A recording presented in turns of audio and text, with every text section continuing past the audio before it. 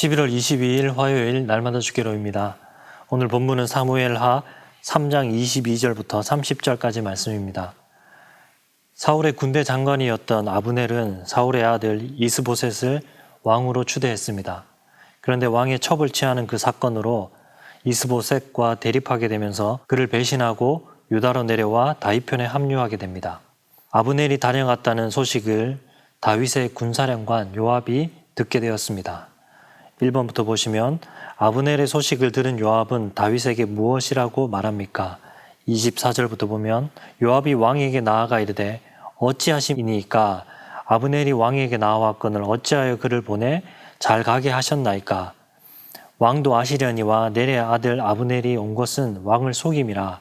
그가 왕이 출입하는 것을 알고 왕이 하시는 모든 것을 알려 함이니이다 하고, 요압은 다윗이 아브넬과 하친을 맺고 또 그에게 큰 자치를 베풀어주고 평안히 보내주었다는 그 소식을 듣고 몹시 불쾌하고 또 분노에 가득 찼습니다.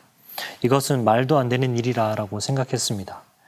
군사작전을 염탐하러 온 정탐꾼이라고 이렇게 몰아세웠지만 사실은 그것은 핑계였고 동생 아사엘을 죽인 것에 대한 복수심이 그 마음속에 시퍼렇게 불타고 있었습니다.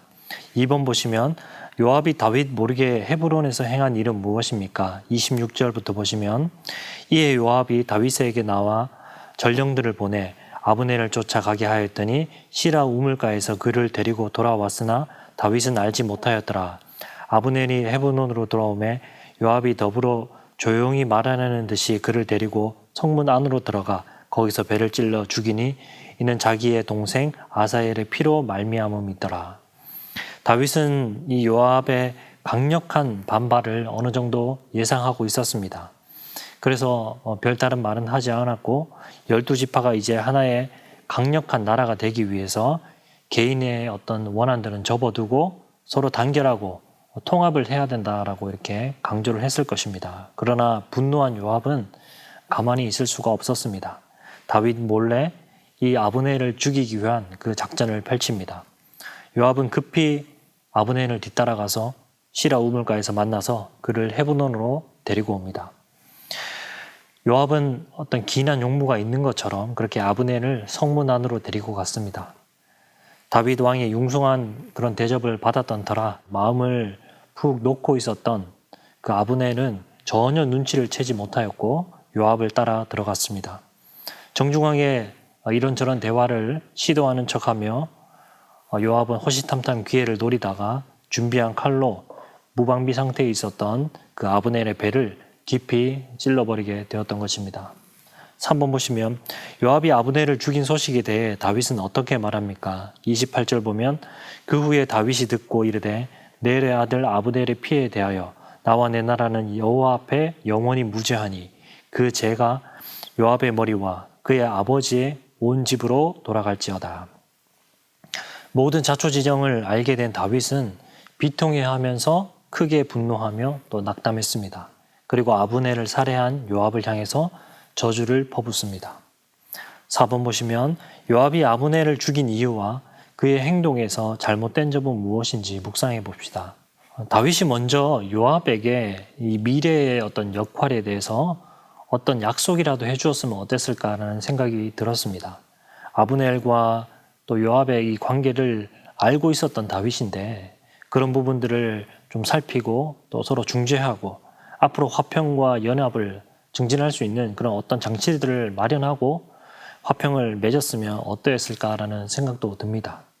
그럼에도 요압은 참 많은 부분에서 실수를 했습니다. 전쟁에서 사람이 죽는다라는 것은 불가피한 일이죠. 동생 아사엘이 죽은 것에 대해서 복수하고 싶은 그 마음은 우리가 이해할 수 있지만 요압은 두 나라가 하나로 연합되기 위한 그 국가적인 중요한 시기에 이러한 사적인 앙심으로 오히려 자신과 나라의 파국을 불러일으킬 수 있는 엄청난 짓을 하게 되었던 것입니다. 사실 아브넬은 아사엘을 정당방위로 죽였습니다. 자신의 빠른 발을 믿고 그 야심을 가지고 추격하지 않았더라면 아사엘은 결코 죽지 않았을 것입니다. 그런데 요압은 이 동생의 죽음에 대한 순전한 사적인 그런 복수심으로 평화조약이 물거품이 될 위기를 만들었던 것입니다.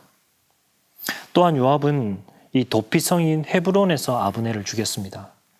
이것은 그가 얼마나 지금 하나님의 율법을 무시하고 있음을 보여주는 것입니다. 뿐만 아니라 요압이 다윗과 화평의 관계를 맺은 아브넬을 자기 마음대로 죽인 행위, 그것은 엄연히 다윗 왕의 뜻을 거스르는 일종의 반역 행위와도 같은 것이었습니다.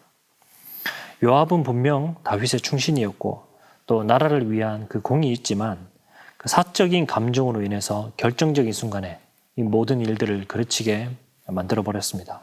다윗은 그 처한 상황에서 적절한 행동을 차분하게 해 나갔지만 요압의 행위에 대해서 저주받을 죄악임을 분명히 밝히고 있습니다. 우리도 자신의 어떤 그런 원한 또 분됨으로 인해서 우리가 얻을 수 있는 것은 없습니다. 하나님 나라를 얻지 못합니다. 우발적 상황이 일어난다 하더라도 그 하나님의 나라가 세워지는 것에는 위협받지는 않겠지만 그러나 하나님께서는 그 죄에 대해서 명백하게 물으시고 심판을 하십니다. 하나님 나라라는 큰 대의 앞에 우리가 사사로운 그러는 우리의 감정들, 나의 감정들을 내려놓고 순종과 섬김과 또 화합으로 아름답게 주의 나라를 이루어갈 수 있기를 소망합니다.